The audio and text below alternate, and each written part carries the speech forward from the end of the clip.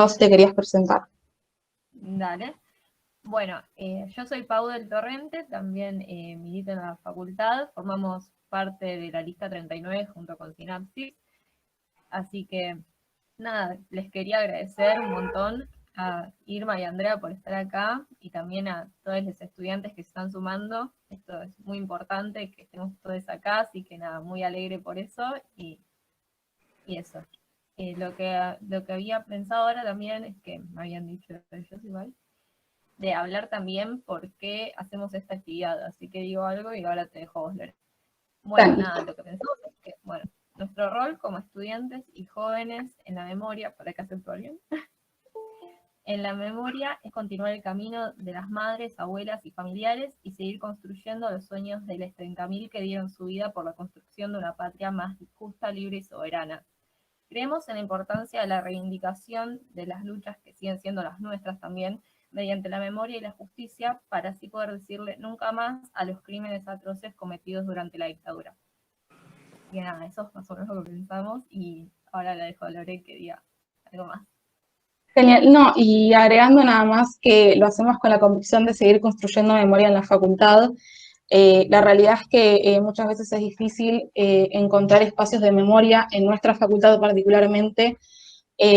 Puntualmente, nuestra facultad y el estudiantado de nuestra facultad a veces es un poco difícil de llegar y me parece que estos son los lugares para de a poco empezar a discutir memoria y seguir transmitiéndola, porque el día de mañana, como decía una compañera que es nieta de desaparecidos, las viejas no van a estar más y es nuestro deber y nuestra responsabilidad seguir construyendo memoria. Así que nada, en ese caso, primero quería presentar a las invitadas. Por un lado está Irma Medina, que es hermana de Rubén Raúl Medina, era estudiante y recibido de nuestra facultad. Y por otro lado está Andrea Bleichmar, que es hija de Rosa Mitnick, que era psiquiatra, también residida en nuestra facultad.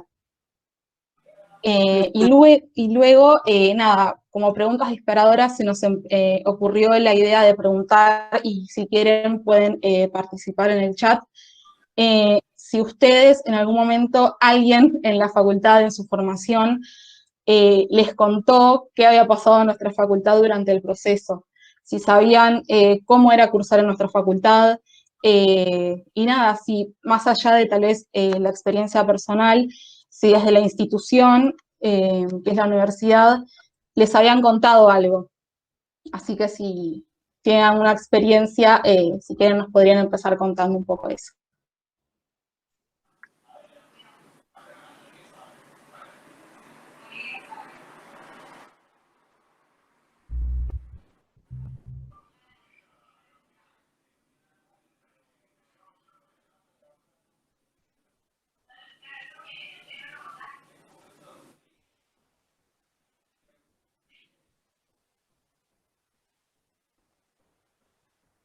También puede ocurrir, a ver, acá Mauro dice, que esto de que a mí no me contaron nada de lo que pasó en la facu, que es bastante común.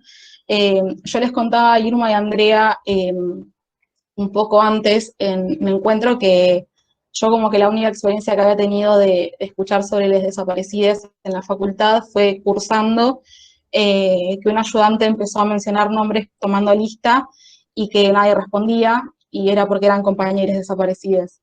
Pero fue la única experiencia desde lo institucional que alguien había hablado sobre los desaparecidos.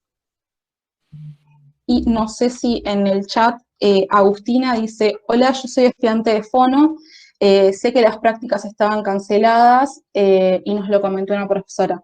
Bueno, genial que hubo una docente que pudo compartir algo sobre lo que fue el proceso. No sé si alguien más quiere compartir alguna experiencia. A mí personalmente tampoco nadie nunca me dijo nada.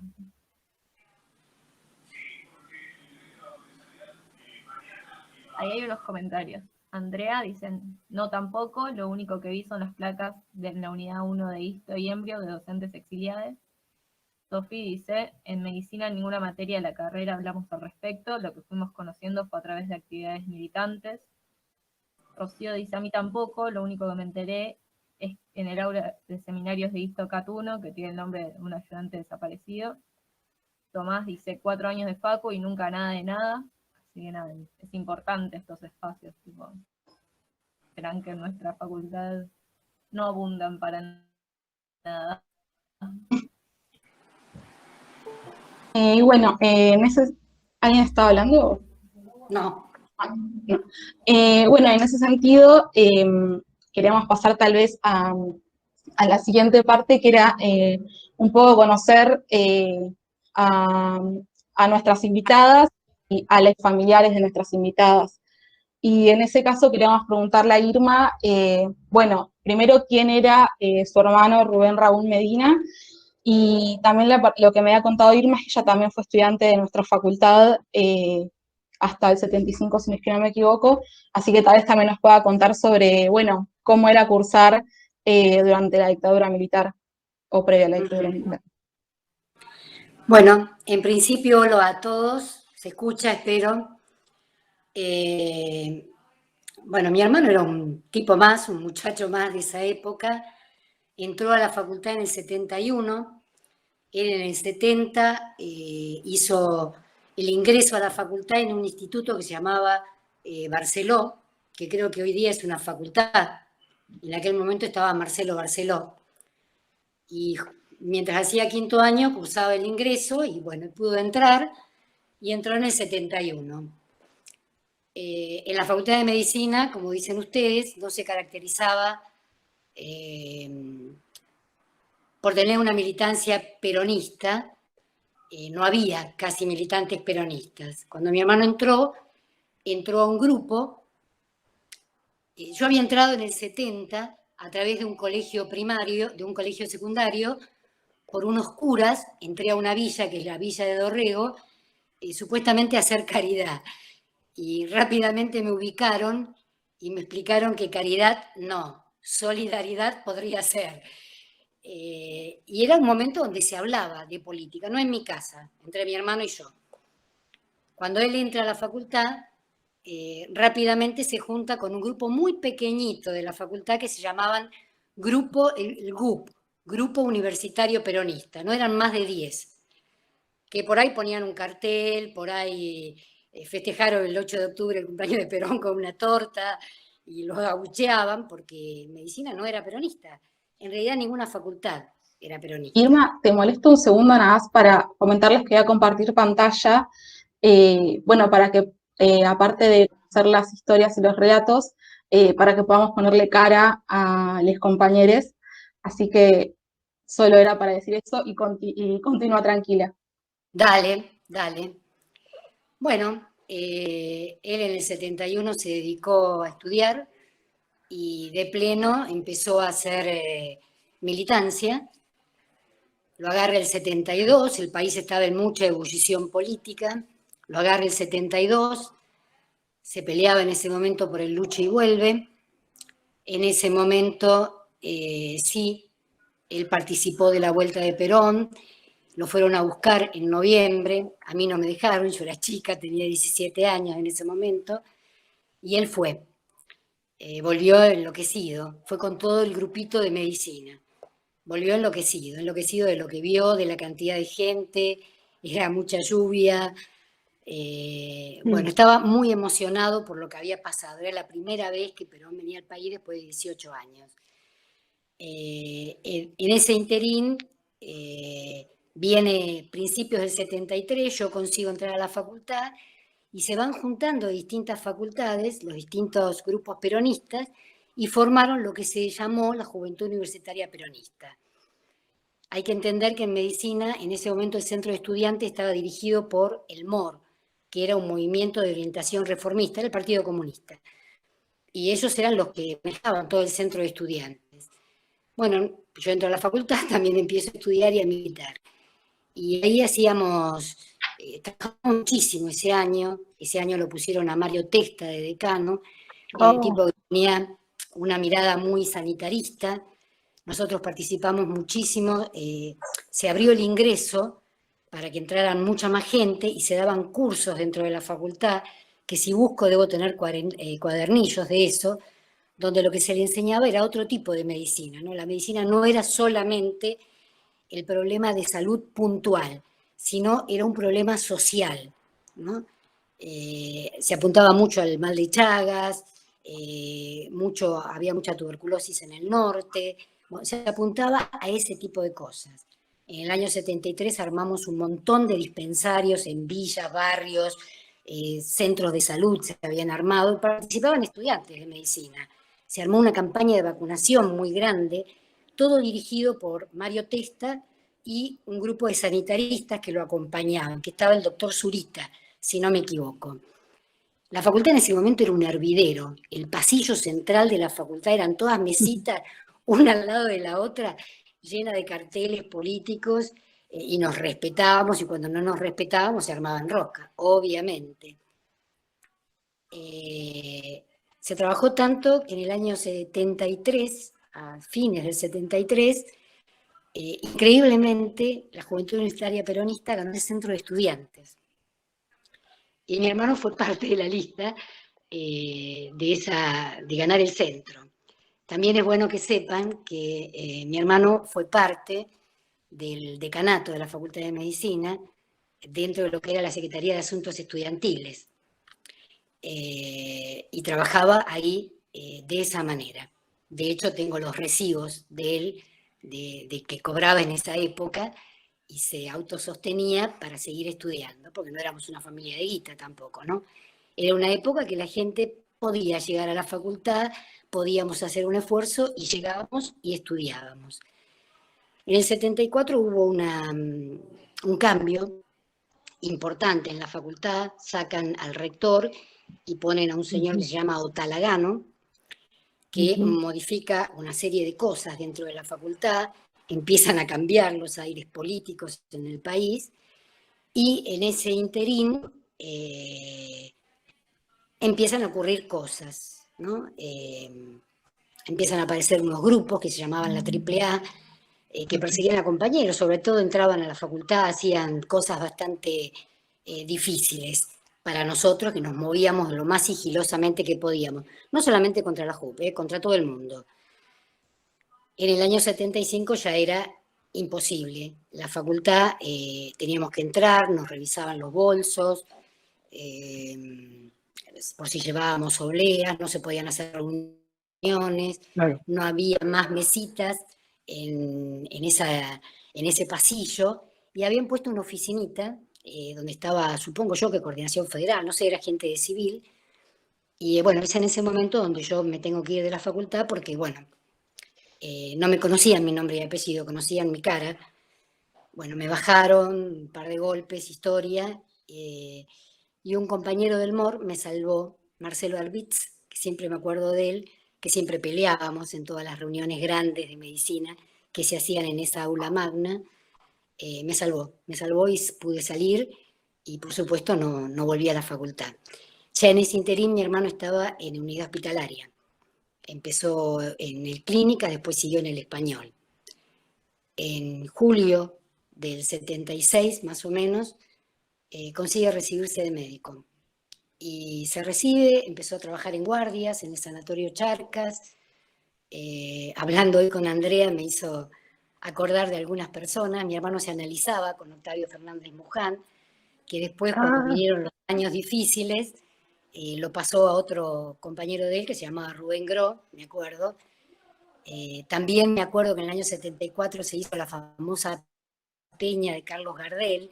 Yo no participaba porque a mí no me llegaba esa parte de la medicina, pero a mi hermano era muy afecto a todo lo que era la parte de psiquiatría, y participaron con muchos compañeros, con Alfredo Moffat, creo que él hacía la famosa peña de Carlos Gardel, que fue una experiencia muy interesante.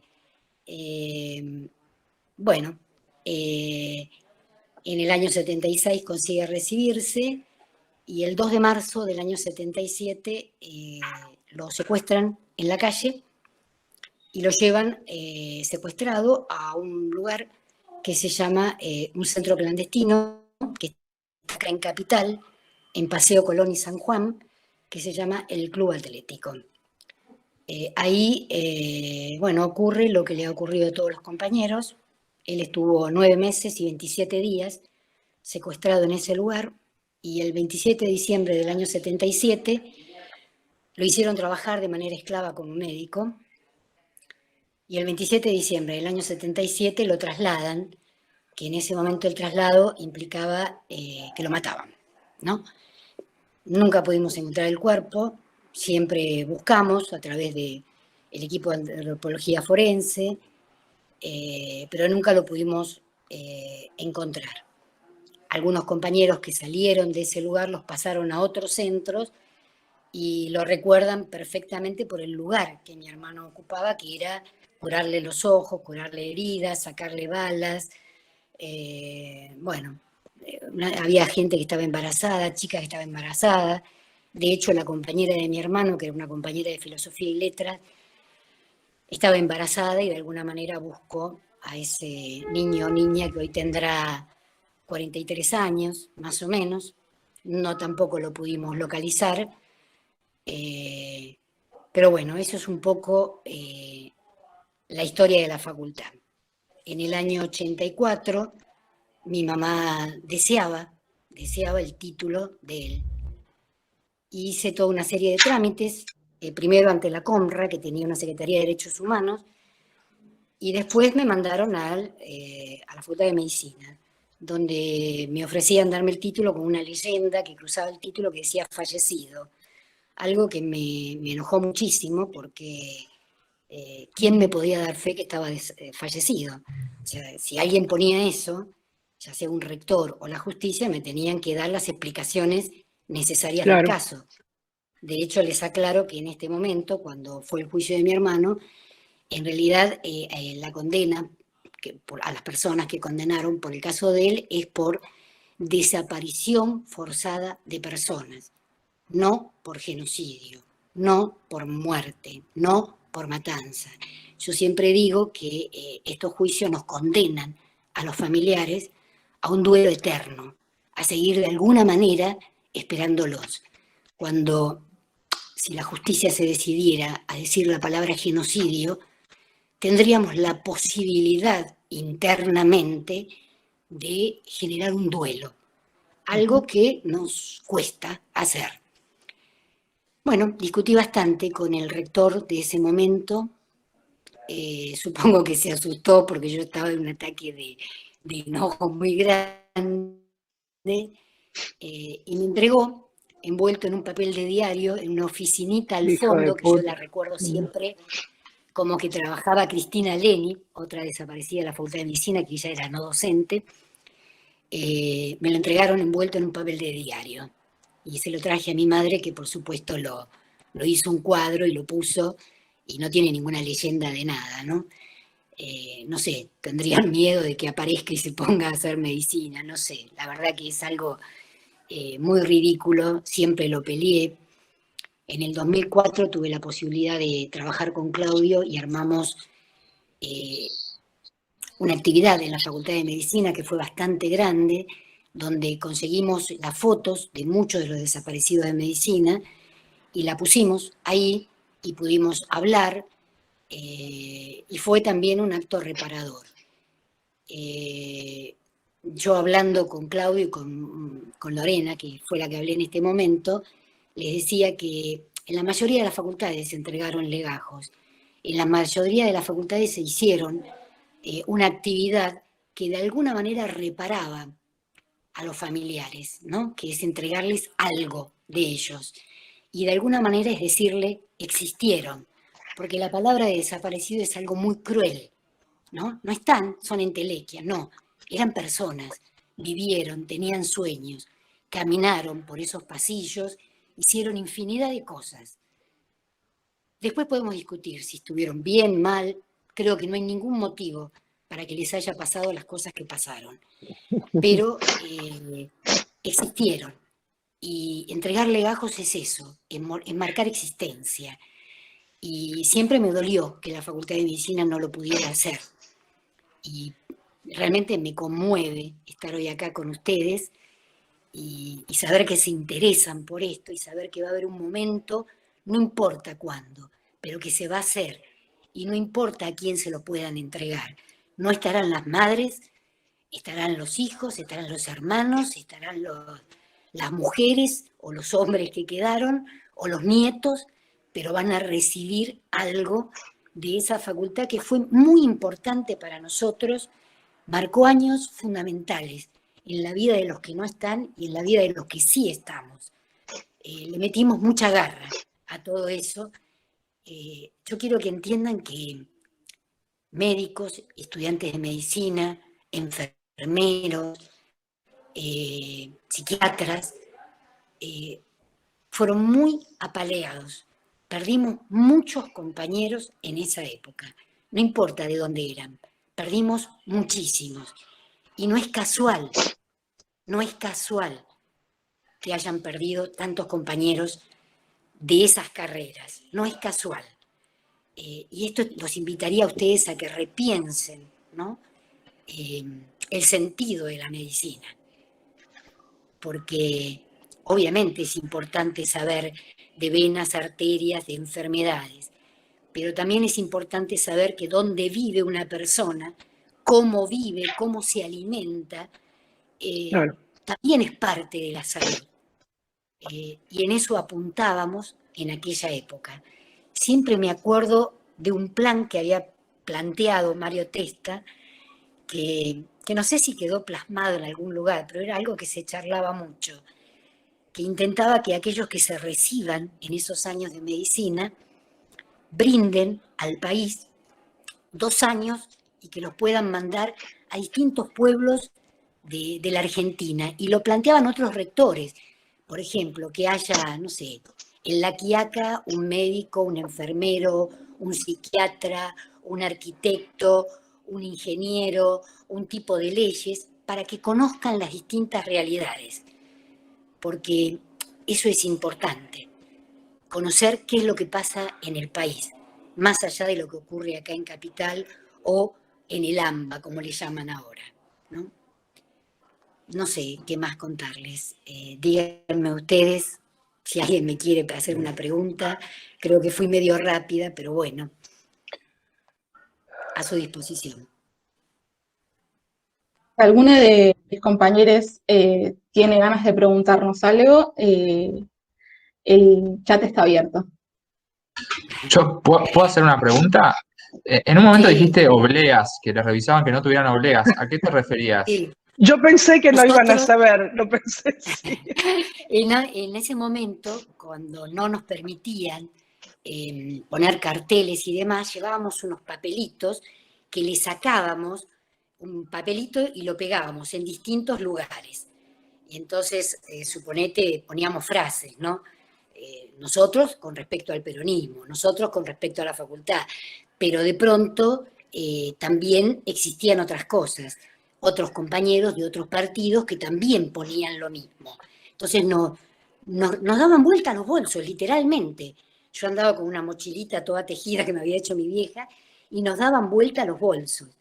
También es bueno que sepan que cuando murió Perón, en el año 74, la Facultad de Medicina y el Hospital de Clínicas fueron el lugar donde se atendían a todas las personas que durante esos días hacían la fila, porque eran días de lluvia terribles, y hacíamos comidas, todos los militantes, hacíamos comidas dentro de la facultad para llevar a la gente que estaba haciendo esa fila y atendíamos porque la gente se ponía mal. Se caían, se desmayaban, le bajaba la presión, qué sé yo, 20 millones de cosas. Y corría la gente del Hospital Clínicas y la gente que estábamos en la Facultad de Medicina. Éramos un montón, ¿eh? Un montón. La mayoría eran estudiantes guiados por profesionales.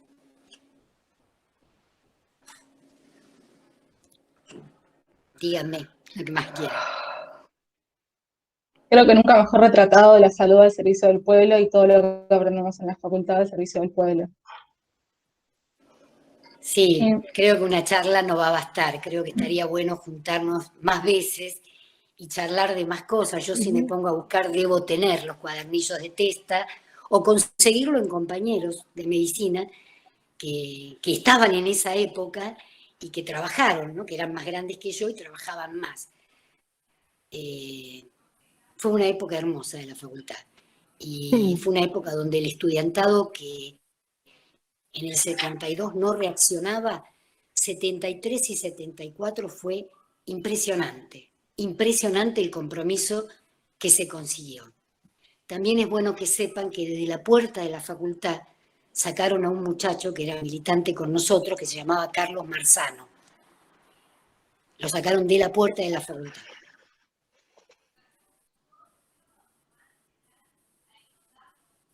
Era estudiante.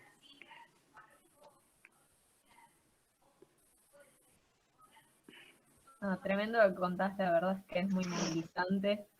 Creo que estamos todos así, medio.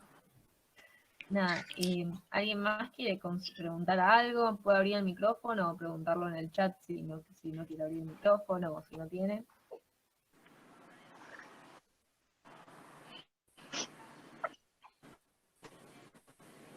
No se te escucha, Marto.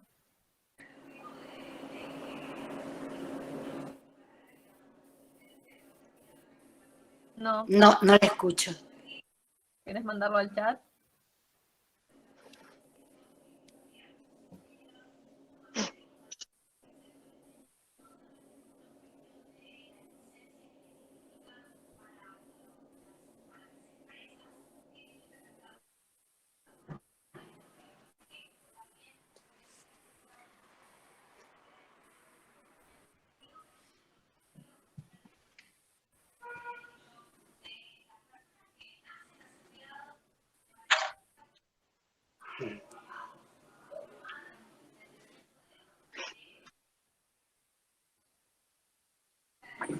Un montón de gente, te digo, ¿eh? Impresionante, sí. Que en el chat me encanta que hicieron comentarios. Guadalupe puso grande Irma. Sofi, sobre lo que contabas del hospital, dijo hermoso, que no sabía eso. Milagros dice muy linda charla. Así que nada. Del hospital de clínica nos ayudaron a armar los dispensarios. Había camillas viejas que nosotros las reparábamos y las llevábamos a las villas, a los barrios. Sí. No me acuerdo ahora el nombre de la autoridad, pero en el hospital de clínica trabajaba una señora que también está desaparecida. Nosotros la conocíamos con el nombre de la gorda Irma, la negra Irma. Era Irma Laciar de Carricas. Era una tipa con una polenta impresionante. Era enfermera, creo. Y ella dirigía, nos llevaba, nos traía, nos daba las jeringas, las vacunas, nos explicaba cómo hacer. No, fue impresionante, fue una época impresionante.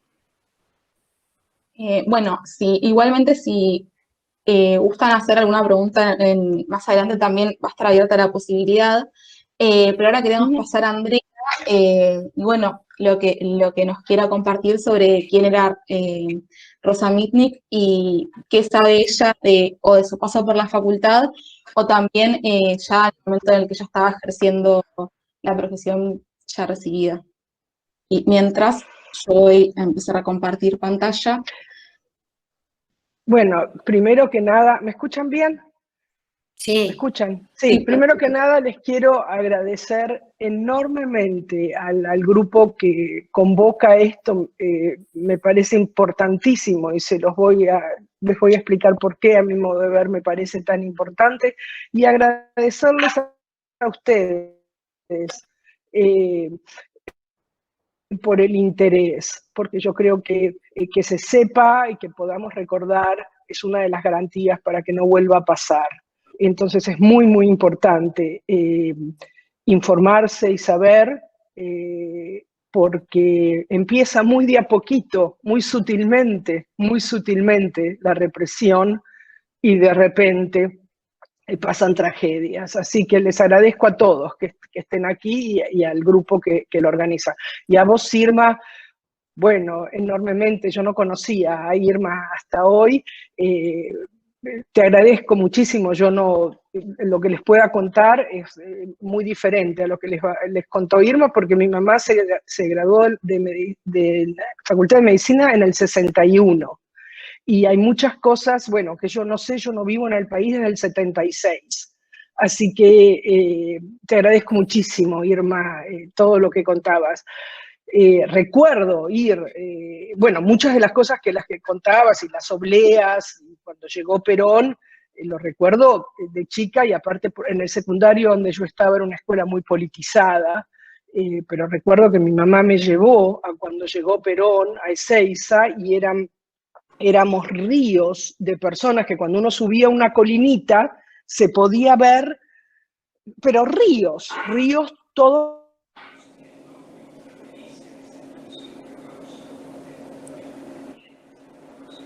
de años, pero seguramente por lo que me transmitían los adultos alrededor, la sensación de estar viviendo un momento histórico, lo mismo el 25 de mayo del 73, cuando se abrieron las cárceles y salieron los presos políticos. Y recuerdo también que mi mamá me llevó y yo lo vivía, bueno, me impresionaba, pero lo vivía, claro, a través de los adultos.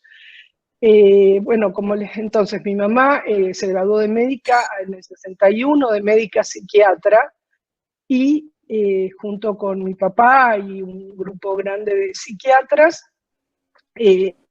hicieron la formación en el servicio Araoz Alfaro en Lanús.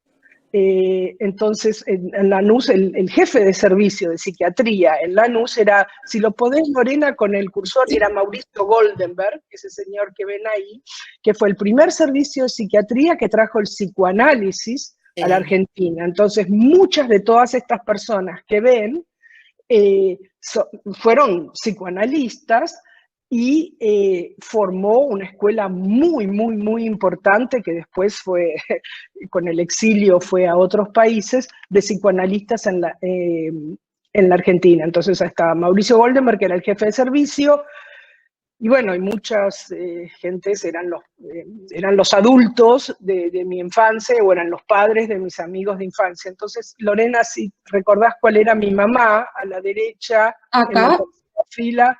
No, más a la derecha, no, más a nuestra derecha, y baja un poquito el cursor, esa persona, ella era mi mamá, Rosa Mitnick. Y entonces, bueno, yo aparte familiarmente, a la derecha, un señor parado de pantalones blancos, con un blazer, qué sé yo, ese era mi papá, y del otro lado, con un traje oscuro, era mi tío. O sea, yo vengo de una familia donde todos habían estado en la Facultad de Medicina y eran psiquiatras, y está mi tía también. Y bueno, yo, no sé, no sé por dónde contarles, porque en realidad yo no viví específicamente esa época en la Facultad de Medicina. Mis padres militaban, a mi papá le dieron un diploma no hace mucho por la noche de los lápices, porque a él lo habían echado, entonces le dieron como un reconocimiento por la noche de los lápices.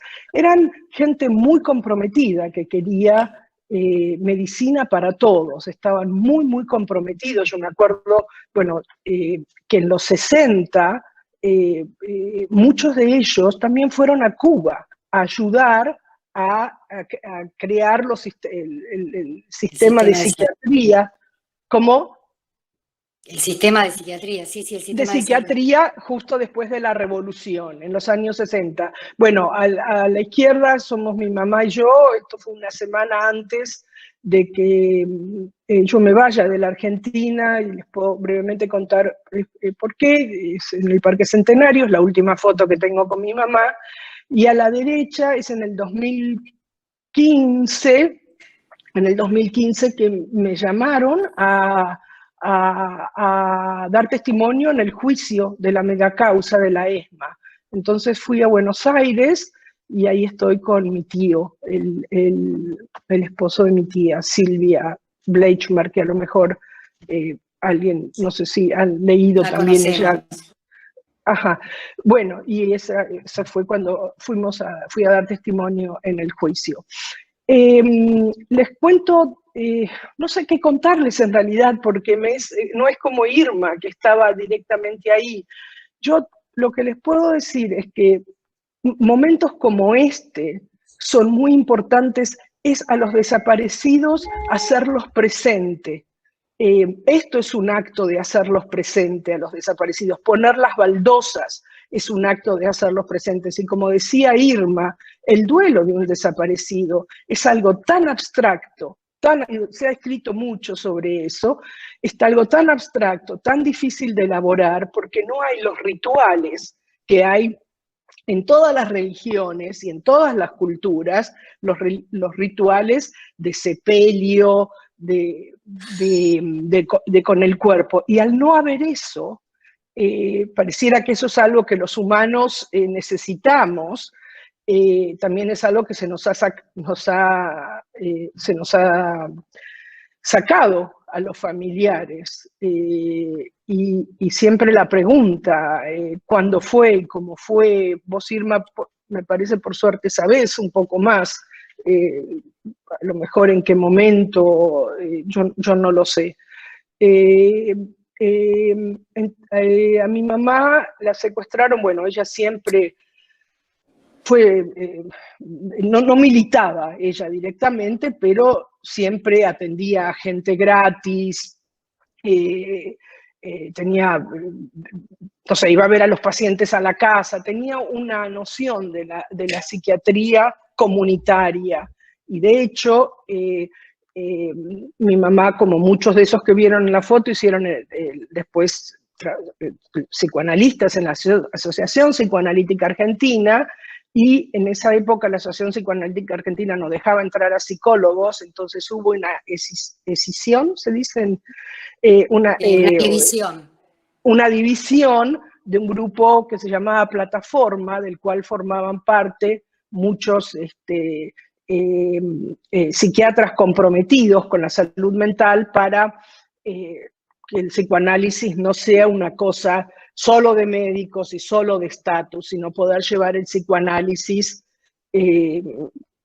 a que toda la gente se pueda beneficiar de eso. Pero entonces, bueno, aunque todas estas actividades mi mamá no militaba directamente, la llamó Silvia Berman, que era una psicoanalista que vivía en Córdoba. La llamó por teléfono una amiga de mi mamá para decirle que la hija de ella era montonera, la hija de ella estaba en peligro y que si por favor le podía dar albergue a la hija y al nietito, que tenía 8 meses. Y mi mamá los albergó y en unas circunstancias muy horrorosas secuestraron a mi mamá, a la mamá del bebito, que se llama Irene, y ya me voy a acordar del nombre, y al bebito no se lo llevaron. El bebito, que es una persona de 40 y pico de años en este momento. Pero bueno, se la llevaron a mi mamá. Durante mucho tiempo no supe, yo me había ido del país, yo iba al Nacional Buenos Aires y mis padres estaban muy preocupados. Yo militaba, entonces esto que contaban de las obleas o de cuando vino la intervención al colegio, que de repente los celadores eran soldados, eran gente con el pelo cortito, y había entrado los militares adentro. Hicimos una toma, por supuesto, en la escuela, etc. Y mis padres estaban muy preocupados por mí. Mis padres estaban separados, entonces mi papá se iba del país y mi mamá muy agradecida. Y bueno, esto fue en febrero del 76, cuando ya las cosas estaban muy, muy, muy peligrosas. Yo me fui del país con mi papá y su familia, y a partir de ese momento vivo en el extranjero. ¿Qué más contarle? Yo he escrito y presenté en congresos, yo soy psicoanalista también, en un congreso internacional de psicoanálisis, un trabajo sobre el duelo de los desaparecidos. y cómo la palabra desaparecidos en realidad no existe. ¿Qué es es un eufemismo en realidad como palabra, ¿verdad? Entonces, cómo estos actos de presencia nos ayudan a nosotros como familiares, y es por eso que yo les estoy tan agradecidas, nos ayudan a nosotros como familiares para poder ponerlo en algún lugar, para poder, no sobre todo concretamente las baldosas, sino para poder poner en un contexto histórico qué fue lo que pasó, que no es una cosa, yo aparte, bueno, era hija única, vivía en el extranjero, una especie de cosa solitaria mía, incontable, a quien yo en la escuela secundaria podría haber entendido esto, y entonces poderlo poner en un contexto histórico es lo que nos ayuda a nosotros familiares, y también espero, bueno, ese es mi interés por supuesto más grande, en realidad, a nosotros como ciudadanos en el país, para que esto no vuelva a pasar. Les cuento una anécdota muy linda que me pasó. Yo crecí en el barrio de Villa Crespo. Ahí mi mamá tenía el consultorio, vivíamos en un edificio y tenía el consultorio. Entonces, no sé si fue el lunes o el martes, puse un avisito hay una página en Facebook que se llama Barrios de Villa Crespo. Puse un aviso diciendo, mi nombre es tal, mi mamá, Rosa Mending, fue desaparecida, la baldosa está en tal lugar, contando un poquito de cómo desapareció.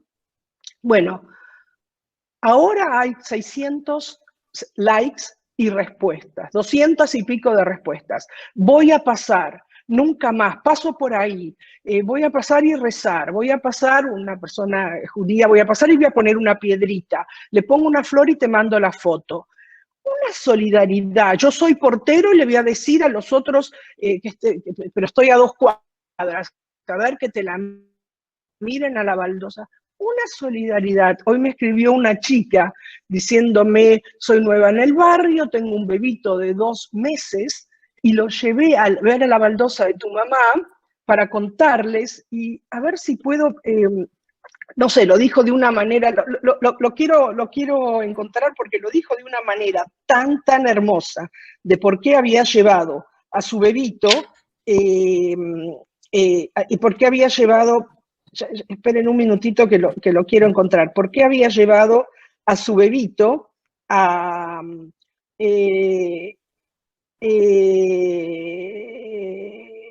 ver dónde está.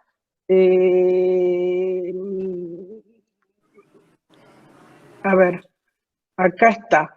Me dice una chica que me escribió, aparte lo que me gustó es que todas estas personas del barrio de Villa Crespo, yo conozco solo a 2, que fueron compañeritas mías del Jardín Infantes y que seguimos siendo amigas, pero lo que me encantó es que no conozco a nadie más. Entonces la gente, por ejemplo, una señora contaba, y yo siempre llevo a mis hijas, y me contó la maestra del jardín que mi hijita de 5 años habló de la baldosa. Y de eso se trata, de crear memoria. Y esta chica me escribe, dice, hola Andrea, no nos conocemos, pero eso no hace falta para querer acompañarte y abrazarte. Leí tu publicación en el grupo de Villa Crespo, soy nueva en el barrio y además estoy estrenando maternidad. Hoy a la mañana llevé a mi bebé de 2 meses a mostrarle el homenaje a tu mamá y contarle parte de nuestra historia para que nuestras infancias preguntonas sean nuestro faro. Hermoso. ¿No? Nuestras infancias preguntonas sean nuestro faro. Entonces, para mí, que gente que yo no conozco, y bueno, en este caso a ustedes, sepan lo que pasó. Nuevamente, no solo la derecha está viniendo de nuevo en Europa, por supuesto, en muchas partes del mundo, y hay que estar muy alerta. El antisemitismo, el racismo, desgraciadamente es algo que está volviendo, entonces hay que estar muy alerta. Yo creo que la manera es juntándonos todos así y sabiendo, conociendo la historia para que no se vuelva a repetir. Seguro. No sé, preguntas. Una consulta para Andrea. Siento que vivís en el exterior desde el... No terminé de leerla, se fue. Las leo yo. Hay varias preguntas, así que Okay. muchas gracias por contaste. Ahora voy leyendo las preguntas. Primero leo esta que ya la empezaste y después voy para arriba que quedaron unas. Bueno, una consulta para Andrea. Siendo que vivís en el exterior desde el 76, ¿te considerás al día de la fecha exiliada o el exilio es un duelo el cual has superado? Porque el exilio representa una condición de vuelta a la tierra en la cual uno nació. Al mismo tiempo, ¿qué significa para vos ser exiliada en caso de que te consideres? Mira, es una buenísima pregunta. Muchas gracias por hacerla. Es una pregunta muy compleja.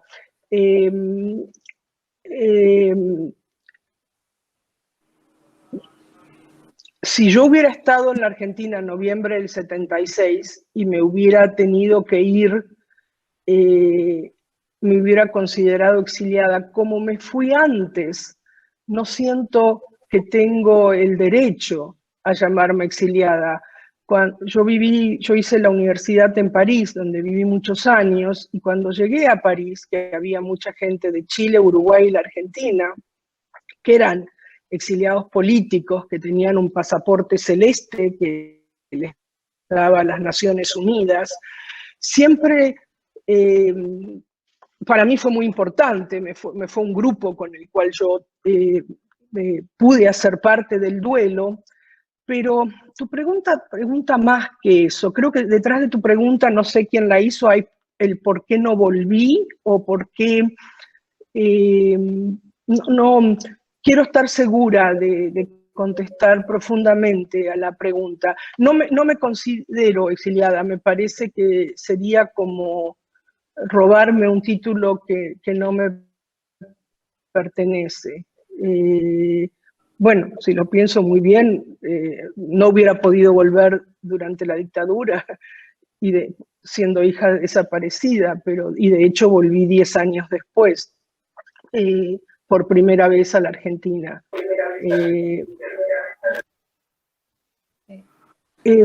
Quiero estar segura de contestar bien qué viene. ¿Puedo preguntarlo? Sí, dale.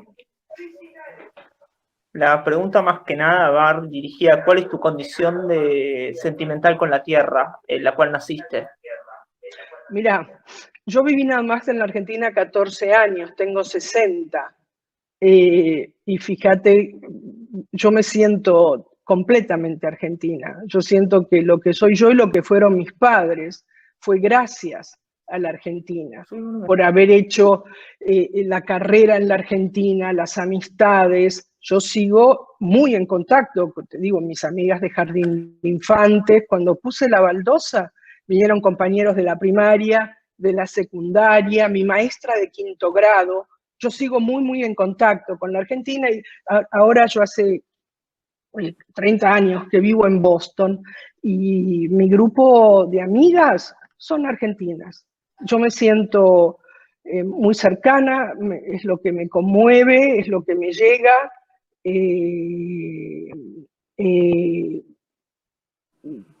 Me siento muy orgullosa también de ser argentina, pero no de una manera pedante, por supuesto, pero siento que soy fruto. Y yo tengo 2 hijos, que no sé, se saben las propagandas, yo desde chiquito, las propagandas de mi época, ¿no? No sé, colitas frescas con fécula, no sé si siguen en esas propagandas, pero eran propagandas de hace probablemente 50 años. Sube la espumita, no sé.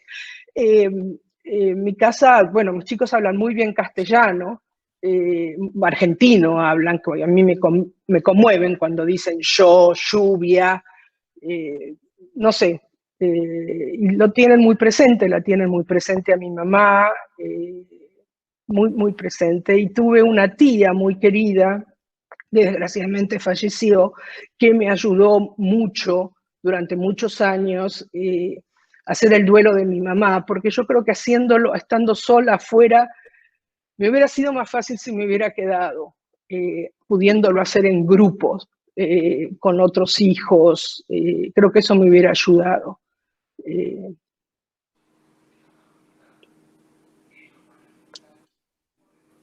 A ver, ¿tenías otras preguntas? Sí. Bueno, Martín. Ah, bueno, la baldosa, y esto en estos días lo escribí tantas veces, la baldosa está en Villa Crespo, es en Velasco al 215, 215, y es Velasco entre Julián Álvarez y La Valleja. La baldosa, bueno, gracias al grupo de Barrios por la Memoria, que realmente lograron su tarea. O sea, les quiero contar un poquito antes lo de Barrios por la Memoria. Yo durante muchos años no estaba tan conectada con esto hasta que subió Kirchner. Y ahí fue que por Facebook un amigo de la secundaria me dijo, hablando, me dijo, ¿y vos sabés lo que le pasó a tu mamá? Y yo le contesté, no, y lo poco que sé y no quiero saber nada, me es algo tan doloroso. Pero habiendo tenido el respaldarazo, que el Estado lo reconozca, fue tan importante. Eso me ayudó a mí, primero a conectarme con hijos, después con los antropólogos forenses, y después con el grupo Barrios por la Memoria. Pero esto para mí empezó hace 10, 11 años, o sea, cuando tenía 50 años.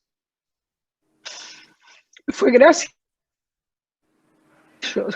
al reconocimiento del Estado, que yo empecé a poder sentir nuevamente que mi historia no era una cosa privada mía en la cabeza, sino que era parte de algo que nos había pasado a todos. Y yo agradezco muchísimo. O sea, cuando yo fui en el 14 en el 14 puse la baldosa, en el 15 cuando fui a dar testimonio, para el juicio del Centro Ulloa, me pusieron un psicólogo de ayuda, un psicólogo que primero nos reunimos y que pese a yo tan psicoanalista en mi familia, patatín y patatán, el día que fuimos a Comodoro Pi, me olvidé los documentos. ¿No? Y este muchacho joven, psicoanalista, me decía, el inconsciente existe, pero me arroparon tanto, me ayudaron tanto, y también les estoy muy agradecida. Y yo me acuerdo hablando con la persona entonces me conecté primero con hijos, ellos me conectaron con antropólogos forenses, y fui al consulado argentino en New York a hacerme el test del ADN para ver si había un match, no había, y a los 4 días quedamos en que nosotros volvíamos, y en ese momento volví con mi hijo mayor y el papá de él, que era mi ex marido, pero siempre él siempre fue muy solidario conmigo. Con esto fuimos los 3 a la oficina de los antropólogos forenses en New York, donde ahí pudimos juntos leer estos documentos y enterarnos de la llamada telefónica, y ahí nos enteramos de la historia y poder reconstruir la historia. O sea que hay mucho trabajo detrás de mucha gente, y lo sentí con la gente del barrio de Villa Crespo, una conciencia social, un compromiso, y siempre algún troglodita diciendo alguna tontería, y lo que le contestaba a la gente para que se calle, o no sé, yo les agradezco, los quiero, no sé, gracias. Otras preguntas, no sé, o preguntas para Irma. Sí, tenemos otras preguntas. Leo la de Martín, que quedó de antes. Bueno, él dijo, tomando lo que se dijo del 80 74. ¿Cómo analizan el proceso en la sociedad respecto a pensar esos años con el tiempo que llevamos de democracia? ¿Cómo fue cambiando? ¿Cómo analizan en la actualidad? No sé para quién es la pregunta. No para mí, Es en o sea, general. claro. Bueno, la contesto yo. Yo creo que esos años, del 76 al 84, implantaron el terror, más allá de por querer meter el plan económico, bueno, todo esto lo sabemos y fue así. O sea, necesitaron bajar a un montón de gente, a toda una generación, varias, no solamente una, para poder implantar ese plan económico. Pero lo que generaron fue el terror. Y dentro del terror, lo que rompieron, desde mi perspectiva, son los lazos de solidaridad que teníamos en ese momento. Yo empecé trabajando en Villa, pero también estaba en un barrio que es Colegiales, que es donde yo vivía, y realmente los vecinos te ayudaban, te marcaban si venía un coche y vos estabas haciendo una pintada.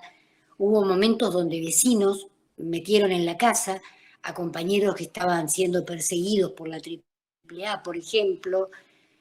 Compañeros de Villa hicieron eso. Y después de todo ese terror, ese entramado social de solidaridad se cayó. Se cayó. El miedo nos empezó a invadir a todos, y me incluyo. Llevó mucho tiempo salir, y no salimos todos como sociedad de ese miedo. Creo que recién ahora estamos pudiendo hablar. Yo nunca me fui del país. Yo siempre estuve acá con miedo, con pánico total. Perseguida en algunos momentos. Bueno, cuando hacía los habeas corpus, que me tenía que presentar yo sola, porque los abogados, los pocos que se presentaron, los detuvieron, los secuestraron. O en el 84, cuando pude hacer la denuncia en la CONADEP, por ejemplo, también el miedo, el terror, y ahí empezamos como a mirarnos, a conectarnos, pero éramos un puñadito.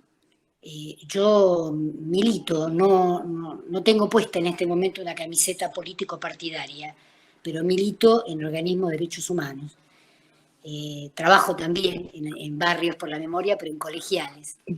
Y es un trabajo constante, porque terminás de armar algo y se te desarma otra cosa por el miedo.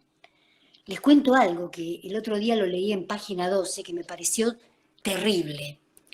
Victoria Ginsburg dice que encontró trolls con el nombre y apellido de su mamá, que está desaparecida, diciendo cosas terribles en contra de este gobierno. Y piénsenlo, eso invade el miedo, eso invade el terror, no a los que por ahí ni siquiera lo conocieron, sino a nosotros que estamos militando hoy día en derechos humanos. De hecho, encontró ella otros donde en Twitter el arroba era DESAP y el número de legajo. Era como que encontraran, suponete, qué barbaridad, el nombre de mi hermano con la foto que tienen en la CONADEP y digan DESAP 322, que es el número de legajo de la CONADEP. ¿Dónde vive? En Buenos Aires, cercano al Río de la Plata. Es terrible. El nivel de prevención, eso produce de alguna manera que vuelvan a aparecer los miedos. ¿Qué quiero decir con esto? Uno trabaja y es un trabajo incesante, porque recuperar ese entramado social, solidario, nos va a costar muchísimo más tiempo. Muchísimo más tiempo. Cuando yo trabajaba en Villa, la pobreza no tenía nada que ver con la pobreza de hoy. Hoy es indigencia. Cuando yo trabajaba en Villa, las casas eran de material. En su mayoría eran constructores, ebanistas, carpinteros, gomeros. Hoy día no es así. Las casas son de chapa. Recordemos el caso de Maya, que vivía en 4 lonas o en 4 telas en una calle, ¿no? Es otro tipo de pobreza. El nivel de desigualdad que se implantó a través del neoliberalismo es terrible, Por lo tanto, generar un entramado social solidario es un trabajo titánico que por supuesto hay que enfrentarlo y hay que hacerlo, pero cuesta un montón y se necesita de todos, de ustedes como estudiantes, de nosotros. Yo soy un poquito más grande que Andrea, yo tengo 66 ya a esta altura. Lleva mucho trabajo, muchísimo trabajo, y se te cae una cosa y tenés que levantar otra. Cuando antes, de alguna manera, era lo común, veníamos de eso, veníamos de prestarnos azúcar, prestarnos hierba, mi mamá iba a la casa de la vecina, digo, estas cosas pasaban, y estas cosas dejaron de pasar, ¿sí? Yo, por ahí ustedes no conocen al vecino de arriba o al de abajo, o los que viven en casa no conocen, ¿no? Antes eso no pasaba.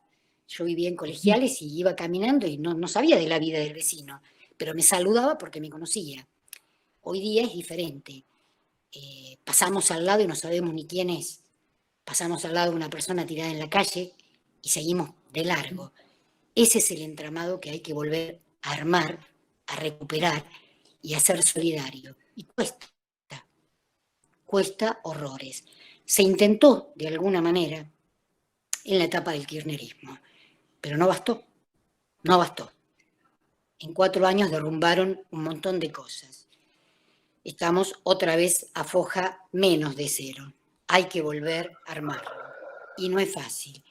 Y ni hablar en capital, ni hablar en provincia, ¿no? O sea, uno vive, yo vivo en capital, y ves determinadas cosas, intentás armar determinadas cosas, pero la realidad de provincia no supera.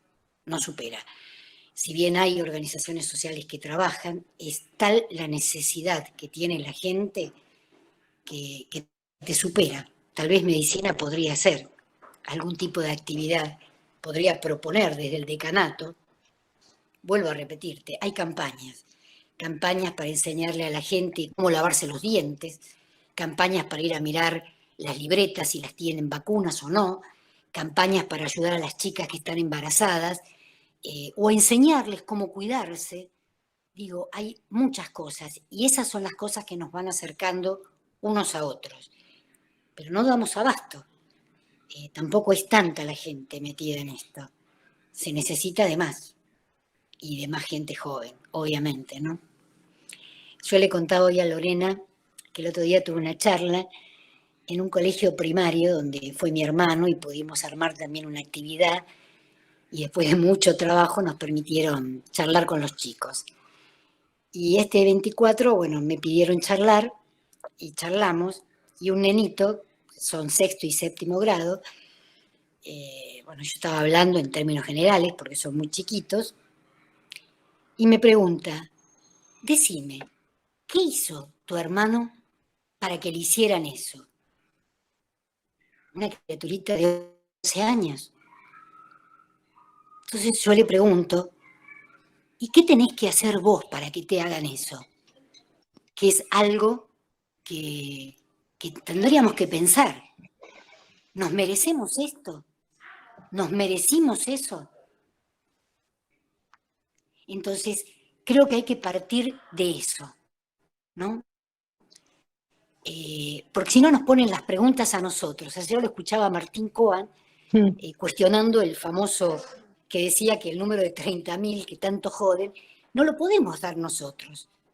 Si no tenemos listados, si nos han desaparecido, si no sabemos dónde los tiraron, el número de 30.000 nos los tienen que dar ellos, que no hablan en los juzgados.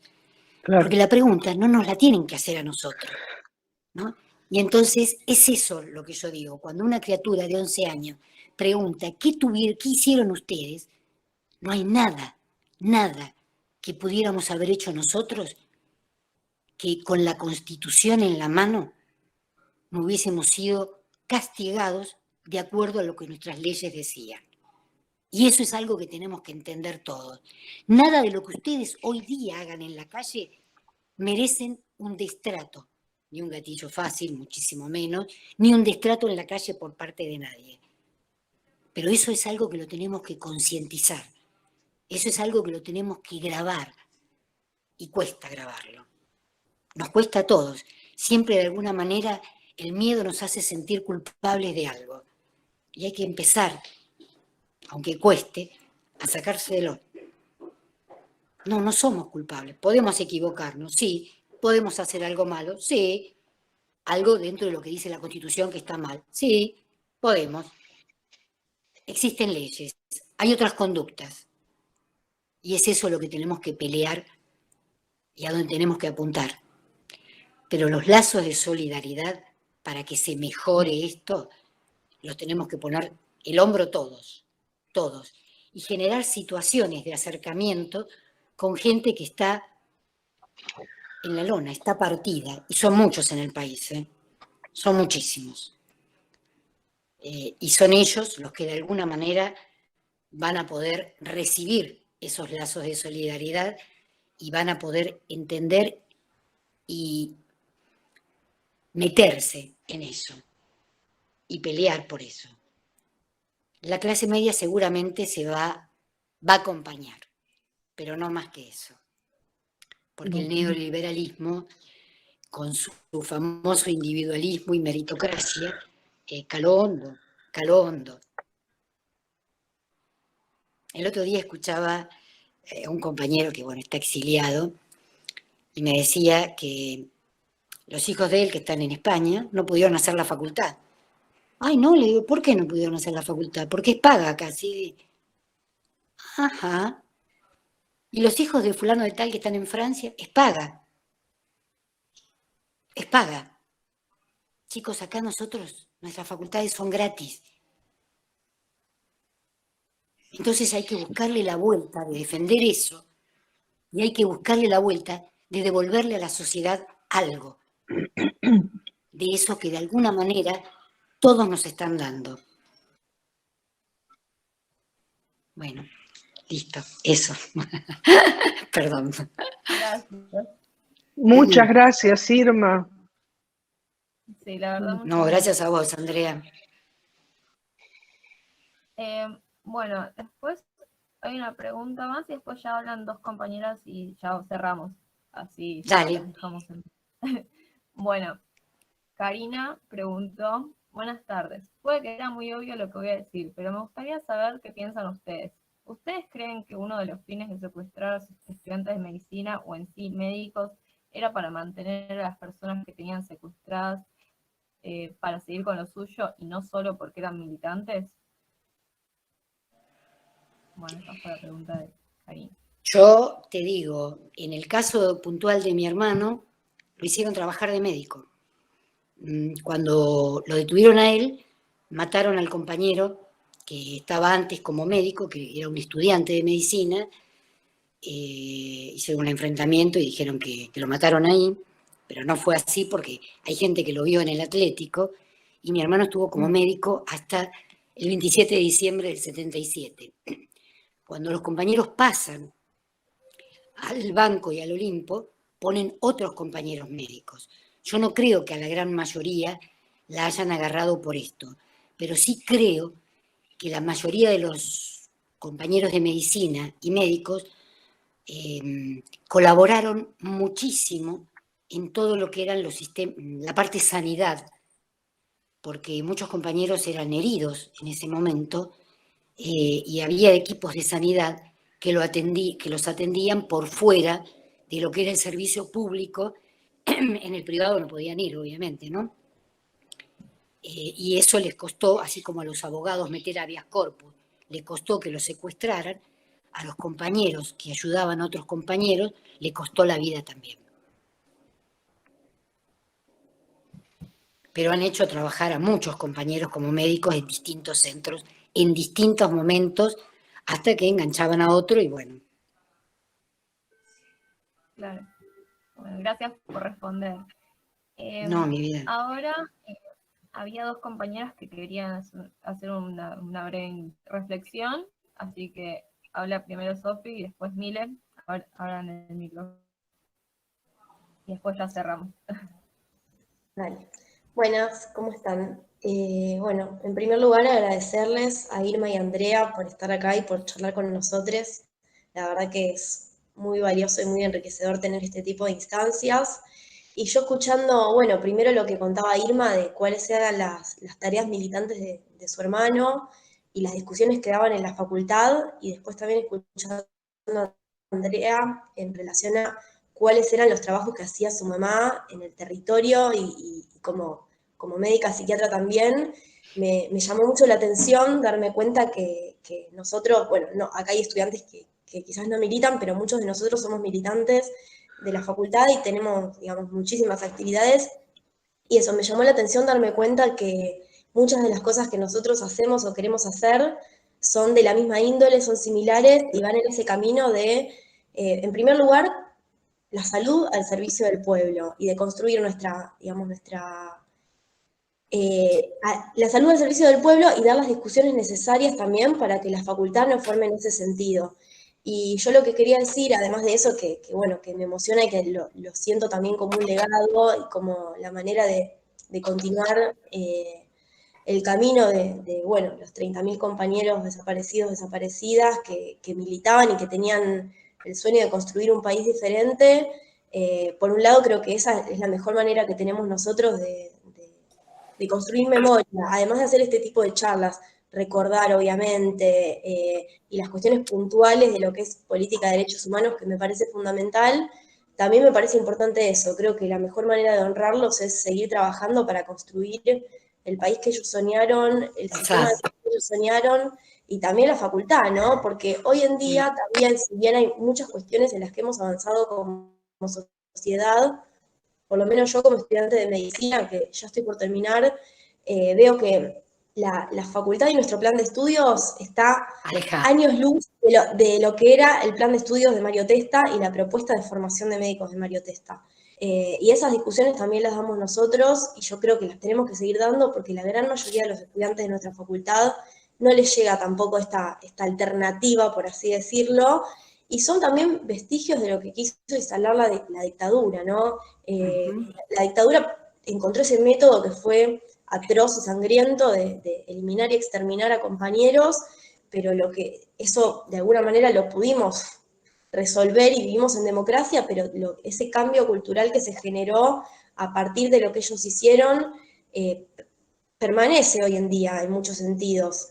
Y creo que, bueno, esa es la gran tarea que tenemos por delante y que tenemos como jóvenes y como estudiantes para honrar a nuestros compañeros y también, obviamente, quizás seguramente con otros métodos, porque son otras las épocas y porque también hemos aprendido.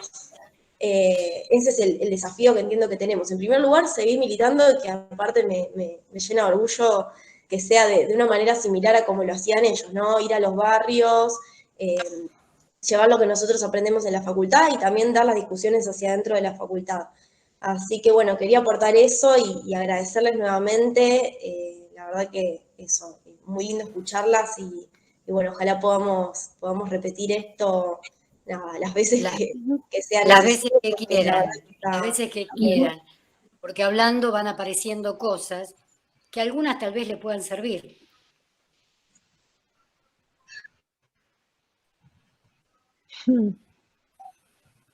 ¿Mile? Sí, yo cortito también, no quería hablar después que Sofi porque para mí sintetizó perfectamente un montón de cosas de lo que pensamos todos los militantes que estamos acá. En primer lugar, agradecerles a las dos, la verdad que dudé en hablar porque me quebré en el medio, porque siempre me conmueve muchísimo escuchar las historias, y ahí son tantas y todos los años me impresiona ir descubriendo nuevas historias. Ahí es cuando uno dimensiona lo que fue el golpe más cruento, sanguinario y siniestro de toda nuestra historia. Y lo único que quería decirles es, leyendo en el chat la intervención de Leo Berna sobre los sectores que odian a los derechos humanos, que reivindican incluso la ideología de esa dictadura, yo quiero decirles y agradecerles a ustedes, porque a pesar de todo ese odio, ustedes sacaron lo mejor de la sociedad, porque muchos de nosotros no nacimos en esa época, y lo poco que sabemos, con suerte lo sabemos de nuestros viejos. Mi vieja ni siquiera, era muy chiquita cuando estaba la dictadura, pero ustedes, madres y abuelas, nos enseñaron una forma de lucha que no va desde el rencor ni desde el odio, al contrario, se posiciona desde la vereda de enfrente. Eso es algo sumamente valioso que nosotros reivindicamos y nos hace mucho bien como sociedad que así sea. Y también en esto quizás hago un comentario más de tinte personal, quizás alguna de mis compañeras estará más de acuerdo o no, pero también a las que nos reivindicamos como militantes feministas, Ujú. madres y abuelas de Plaza de Mayo, y ustedes como familiares nos enseñaron lo valioso que es construir desde el amor y construir en red, escuchándonos inclusive cuando quizás pertenecemos a distintos espacios políticos, y eso lo aprendimos gracias a todos ustedes. Entonces, nada, quería solamente intervenir para decirles eso, estamos sumamente agradecidos y que bueno, que se sigan replicando este tipo de charlas para decirle nunca más al terrorismo de Estado. Ojalá, Mm, ojalá. muy bien dicho.